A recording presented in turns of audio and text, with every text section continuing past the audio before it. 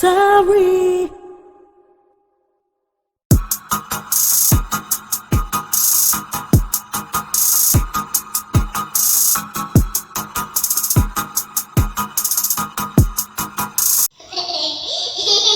CaliKidOfficial.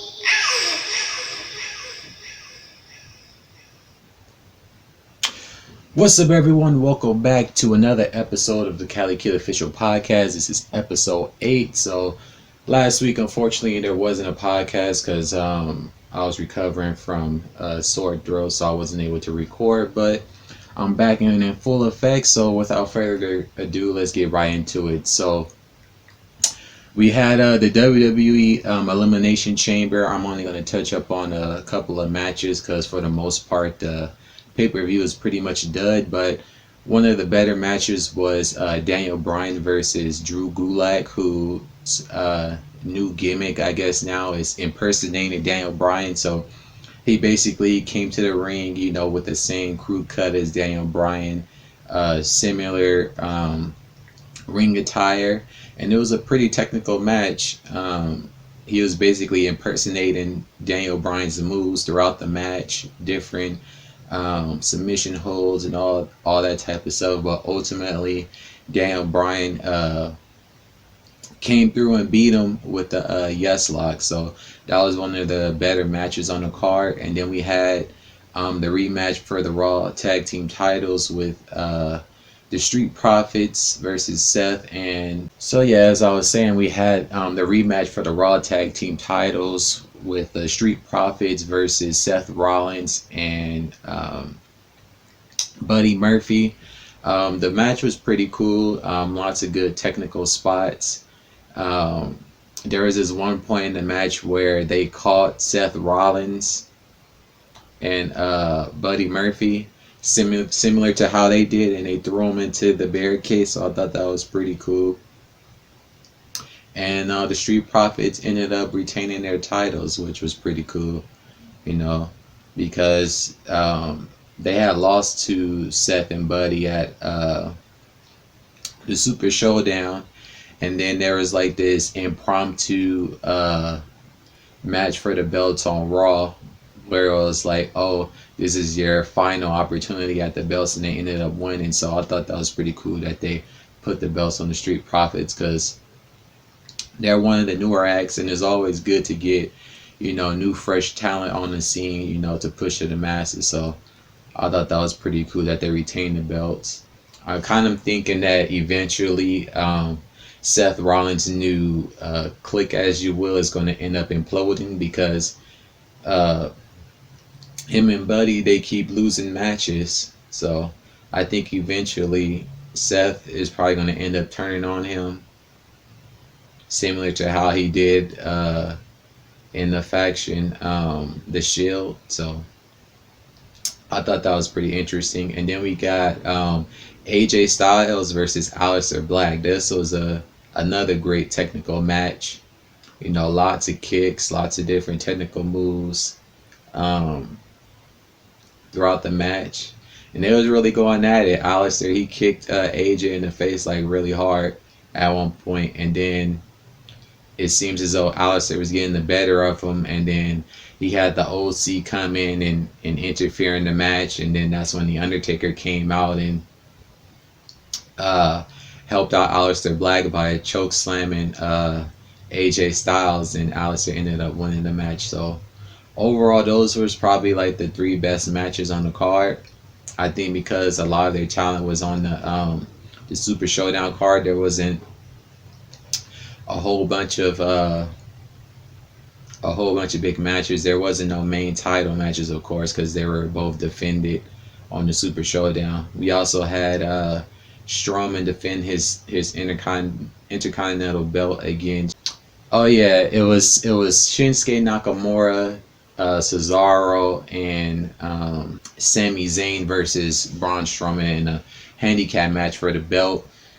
At first, Strowman, he was fighting them all, but eventually the 3 of them, through use of strategy, ultimately overcame Strowman, and he ended up losing the belt to Sami Zayn, which maybe Strowman, it might be in the doghouse for some reason, because WWE tends to do that when a superstar is in some type of trouble backstage or whatever. They tend to either squash them or put them in some match and they lose in some ridiculous way. But I think he's probably going to rematch for the belt at WrestleMania. So there was that, and then we had the battle, the Elimination Chamber match with the women. It was pretty much, it was whatever. Shayna Baszler pretty much dominated everybody in the match. The only person that really put up some semblance of a fight was Asuka, but ultimately she ended up tapping out. And then The Miz and Morrison, they retained their belts in the men's version of the Elimination Chamber match. So overall, the event was pretty lackluster. Like as I said before, those three matches, the Daniel Bryan match, the Raw Tag Team title match, and the AJ Styles and Aleister Black, those was pretty much the highlights from the pay-per-view. But moving on from that, heading into Raw and SmackDown, we saw the return of Edge. He basically came back to confront Randy Orton. Because if you guys don't know, Randy Orton fake took out Edge. And then as Edge was gone, Randy Orton set his sights on various different people. He RKO'd Edge's wife, Beth Phoenix. He took out Matt Hardy. And then when Edge came back, MVP was the mediator for some reason, and he was saying various things. And ultimately, he said something that Edge didn't like, and Edge ended up spearing him. And then right after that, that's when Orton tried to sneak into the ring and attack Edge. At one point, Randy Orton went for an RKO, but Edge ended up RKOing Randy Orton, so I thought that was a pretty cool spot. And then Charlotte Flair, she gets some revenge on Rhea Ripley, who she's slated to face at WrestleMania for the NXT Championship. So those is pretty much the highlights from Raw and SmackDown this week. And then also in WWE news, there's rumors that Rob Gronkowski is close to signing a deal with WWE, because as you know, he's retired from the NFL. And some years back at a WrestleMania event, he was involved in helping his friend Mojo Rawley win the Andre Memorial Battle Royal. So he's had experience in the WWE event. So he's going to be appearing on WWE programming in the near future. I think they said that he's slated to appear on a special edition of SmackDown. And then we have this coronavirus that's basically affecting everything.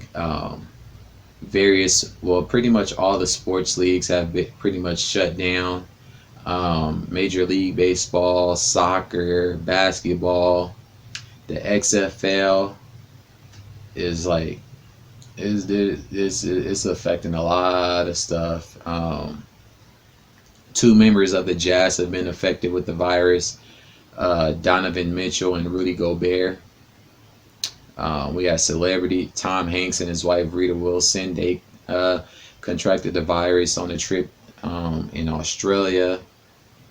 NCAA March Madness has been canceled.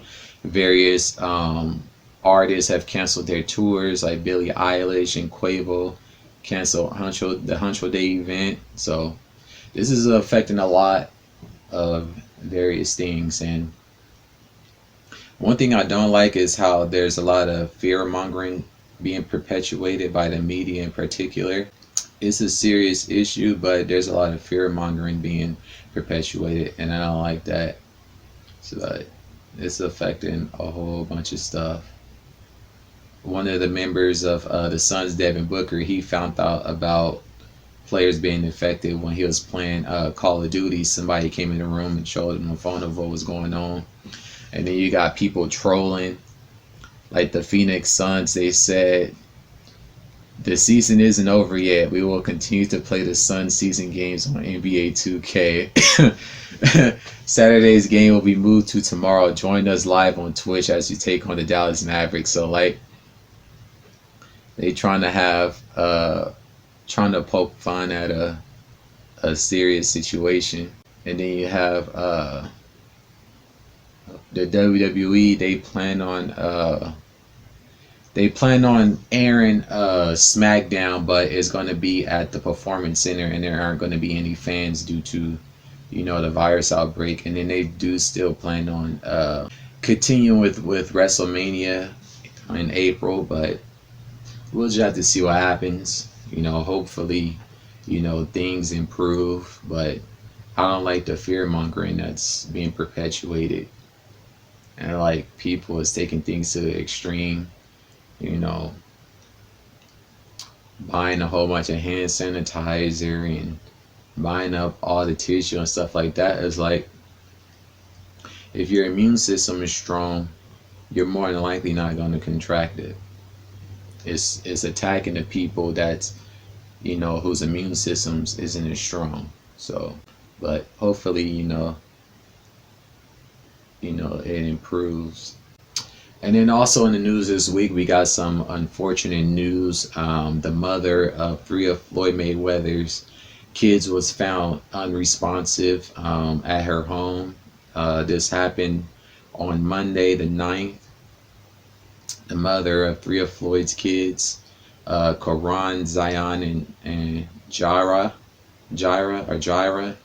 she was found unresponsive in her car, in her home in California. There's not too much information on what the cause of it is, but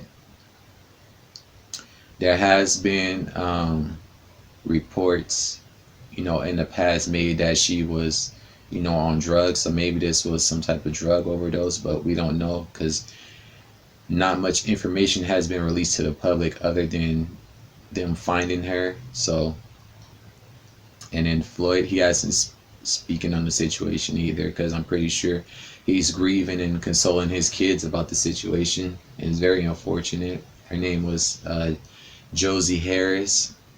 So hopefully, more information comes out, and I want to offer my condolences, to her family and everybody affected by this. It's a very unfortunate situation. So I just wanted to briefly touch upon that.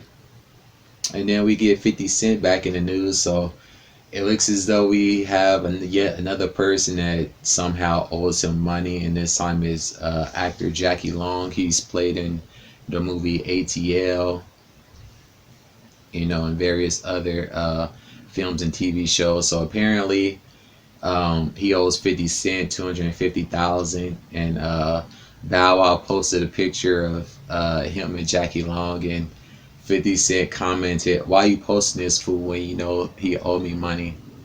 I mean, not Bow Wow posted him, Ray J did. And then Ray J responded, "I'll post what I want." So I don't know the validity to this. 50 could be trolling, or it could be true, because Jackie Long appeared on Keisha Cole's new talk show, and when she asked him about it, he basically danced around the question and basically bigged up 50 Cent every time she asked him about it. But he did say that he paid him some money, and then when he was asked did he pay him all of it, he said H no. So hopefully he gets that resolved, because 50 Cent is King Petty and he doesn't let stuff go. Also in the news, dababy is back in the news again. He was traveling through the crowd, and an overzealous fan took out her cell phone with the flash on and did like this to him. And when that happened, he smacked her in the face. And eventually, after the situation happened, he went online and issued like this apology. But I feel like he didn't do anything wrong. People think just because people are celebrities, that gives them the liberty to do whatever they want, and ultimately the person paid for it by getting smacked, and now the individual is trying to sue, basically trying to come up, which I feel as though he didn't do anything wrong, and he shouldn't have to pay any money because a person decides to take out their camera phone and hit someone in the face with it and then they get smacked for it and you want to talk about you was embarrassed. There is no need to do that.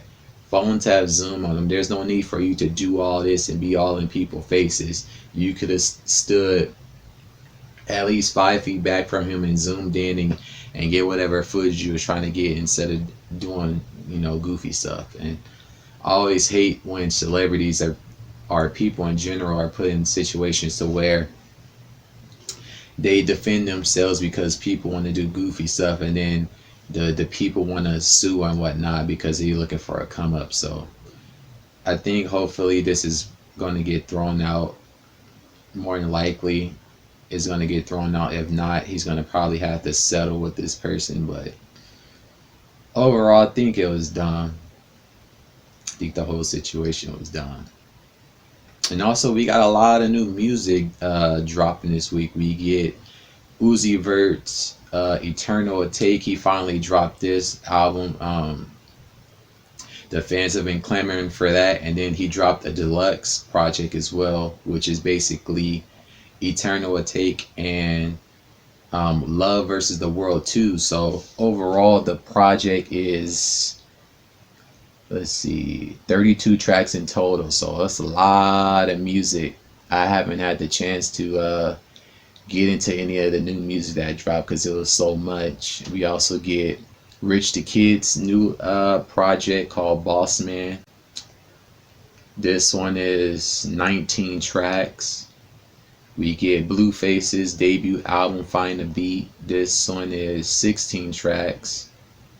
Obama, that's one of the singles, I do believe. It's whatever.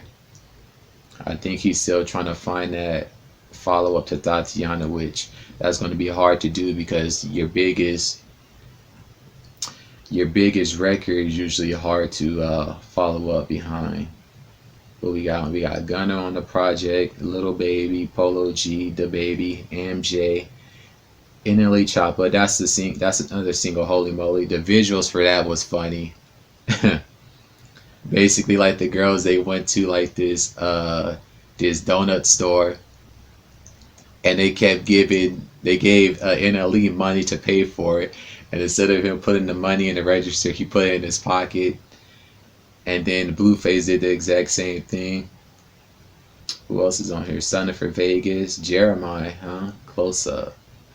I'm assuming that's gonna be like an R&B type of record, and then we get YB in the mirror. So we'll have to see.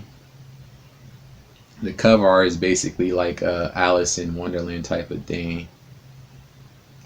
And then we get Jay Electronica's debut album, which the guy is in his 40s and he's just now dropping the debut album, which is crazy. It's 10 tracks, so we got a lot of music this week. So I'm gonna be listening to these projects, and probably on the next podcast I'll give my breakdown of what I think about these different projects. And also this weekend, the music video for my song Ecstasy 1.0 is supposed to be premiering, but YouTube is on some bullshit. I don't know what's going on, but like all of my videos dating back to the 3rd of January have been removed for whatever reason. So hopefully you guys will see this podcast on Saturday. If not, it's probably going to be pushed back.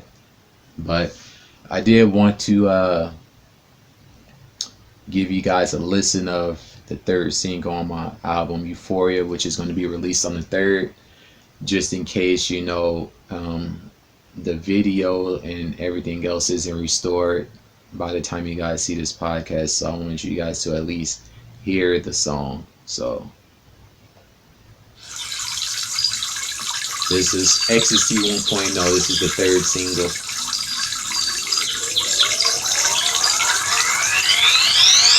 CaliKidOfficial on the beat. Even angels tire of ecstasy.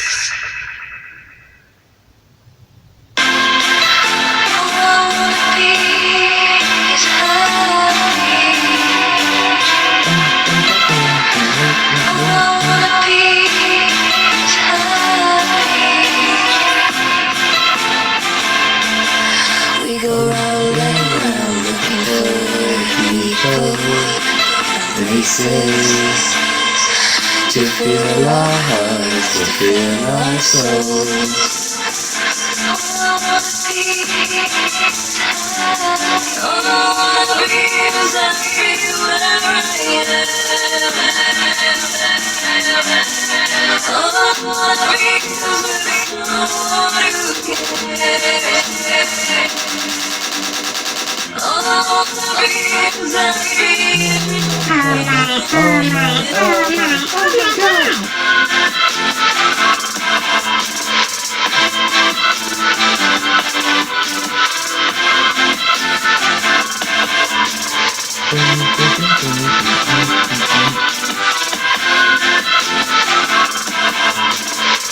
If you got surround sound or good speakers, it's gonna be pumping. There's a lot of records on this project that's gonna be pumping. We go round and round looking for people and places to fill our hearts, to fill our souls.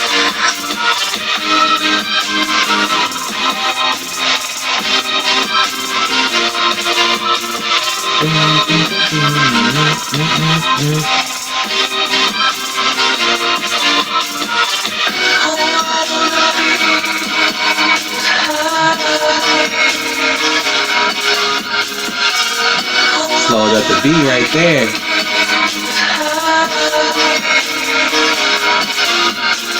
Speed up.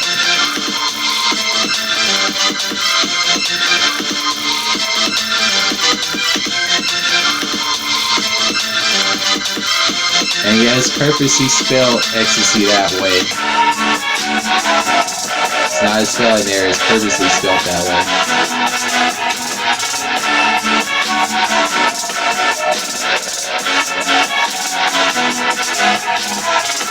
We go round and round looking for people and places to fill our hearts, to fill our souls.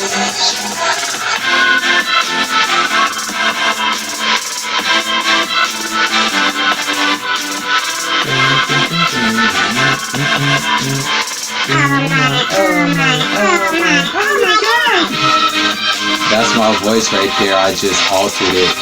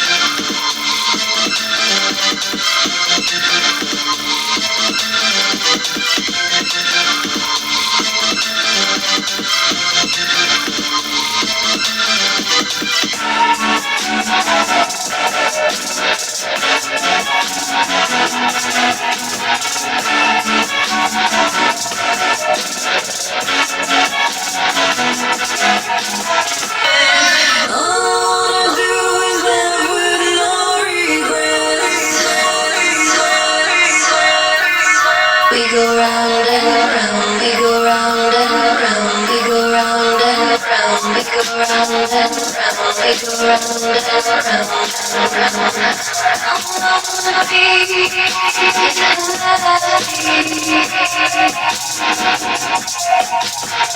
all I wanna do is live with no regrets. We go round and round, we go round and round, we go round and round, we go round and round, we go round and round and round. All I wanna be is happy.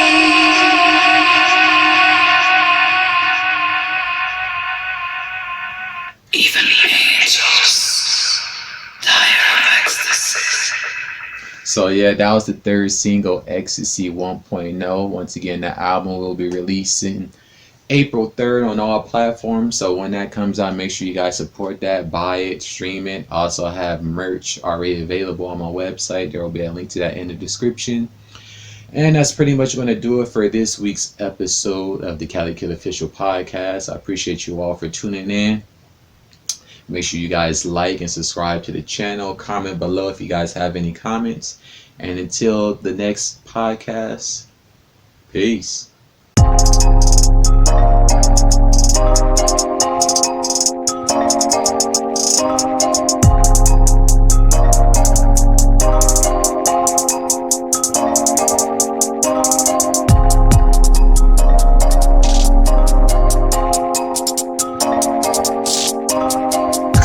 CaliKidOfficial on the beat.